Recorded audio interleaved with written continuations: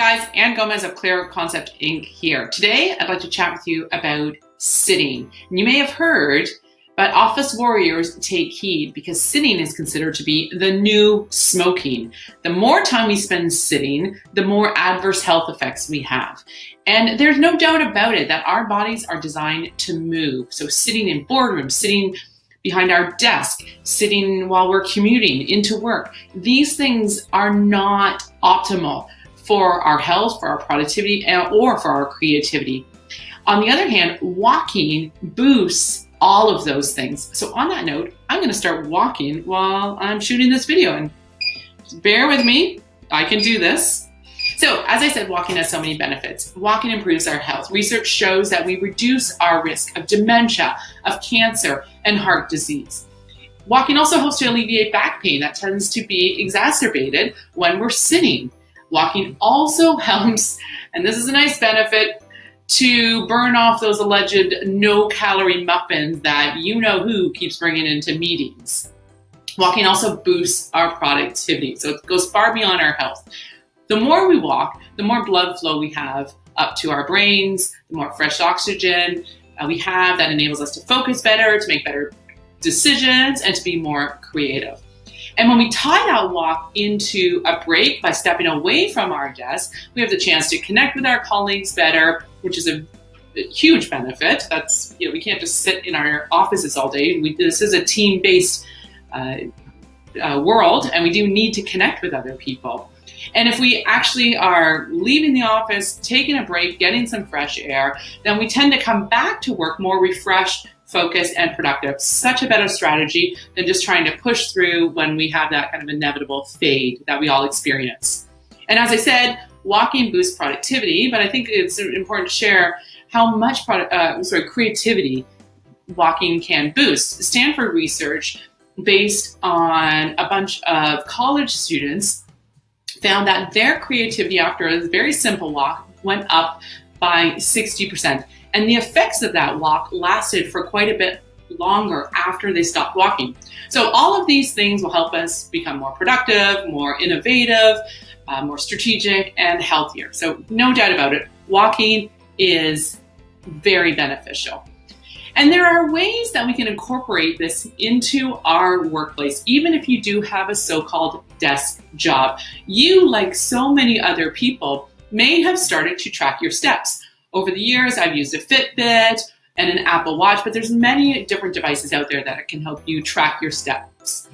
And yes, there's some cynics who say we shouldn't obsess about the number of steps, the exact number of steps we take. What I find helpful is to think about steps as kind of a barometer of how much activity you're building into your day. So while the exact number of steps isn't as necessary, the order of magnitude, I think, is something that we can be striving towards hitting a certain target. And I certainly notice that if I have a day when I'm literally sitting all day long, my step count is very low. But if I take advantage of hopping on my treadmill desk, which I'm on right now, or going for a walking meeting, then my step count pretty easily can go up a lot higher. So there's three ways that you can get over the complication of having a desk job. First is a standing desk. The second is a walking desk. And the third are walking meetings.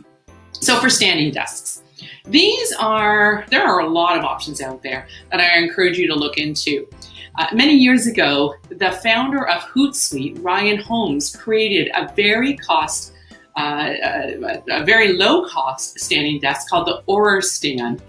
And this was something that he created because he was experiencing back problems, and the more he sat, the worse his back problems were. So like I said, there's many variations out there, but I would encourage you to look into a way to alleviate you from having to sit all day long. One great strategy is to stand up every time you get a phone call, and to treat phone calls as standing meetings. There's no need for us to sit you're on a phone call. Yeah, you have to take notes occasionally, and you can just lean over and make that note. So standing desks are absolutely an option, but even better are walking desks. Now, there's a lot of options out there for walking desks. For example, you can get something called the Walk Top by FitNet that will actually attach onto a physical treadmill, or you can actually get a literal treadmill desk. And I have a brand by Lifespan Fitness, which has a very small footprint, doesn't take up a lot of space. It actually fits right in my office, which is quite nice. So it's very convenient for me to hop on it many times throughout the day. And so what I push myself to do is to hop on my treadmill desk anytime I'm on an internal meeting. So my colleagues and I make a lot of, because we're geographically quite dispersed, we'll do a lot of video calls. So I'll hop on a treadmill desk much like this. I always check in with the other person. Are you okay with me walking? Just to make sure it's not making them feel dizzy or anything like that. And I've never had someone say that it bothered them. And what I always check in as well with people on is whether the noise of the treadmill bothers them. And I'm guessing you can't even hear my treadmill right now. And that is the benefit of this, this device that I have, which is designed to be a treadmill desk. So I'll use the video version for internal meetings. With clients, I tend to use my treadmill desk when I'm on a conference call, and not so much with the video meetings.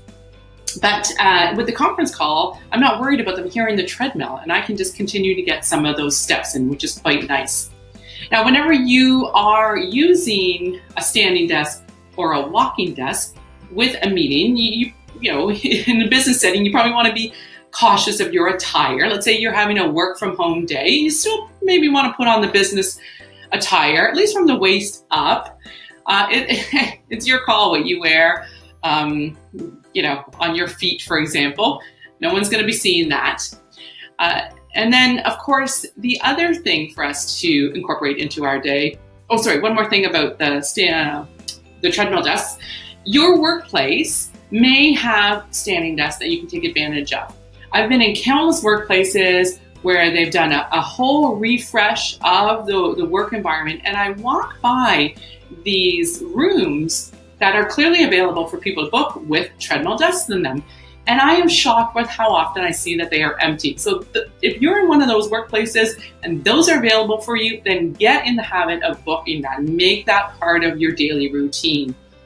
If your workplace doesn't have that, then this is a great thing to lobby for. A lot of workplaces are looking for ways to support health and overall lifestyle improvements. So this is a great opportunity. Now, of course, walking meetings is another great way for us to get our steps in. There's many famous people like Steve Jobs and Mark Zuckerberg and Richard Branson who are known for doing their walking meetings. And of course, some meetings work better than others for walking meetings. It's not going to work in every single meeting. Like if you have to literally be looking at a spreadsheet and making edits, maybe that's not the time to do a walking meeting. But for strategy meetings and for brainstorming meetings and just that kind of one-on-one update meeting, great opportunity for a walking meeting. Get some fresh air, get a change of scenery, and you might be surprised with how much more effective the meeting is. Again, keep comfortable shoes in your office so it's easy to do these walking meetings, and bring along either a flip chart or even you can use your smartphone to take notes that you might need to refer to later. So those are 3 opportunities to build more steps into your day. A standing desk, a walking desk, even better, and walking meetings. I should say ways to avoid having so much time spent sitting in your day. But there's other opportunities as well to build more steps into your day. I talked about that technique of getting out and walking around to connect with your colleagues. That's a technique called management by walkabout, which is a very powerful management technique.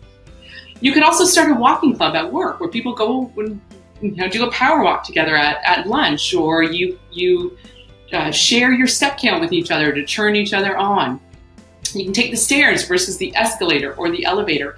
In my hometown, Toronto, in the downtown core, there are a ton of escalators in the path, the underground path.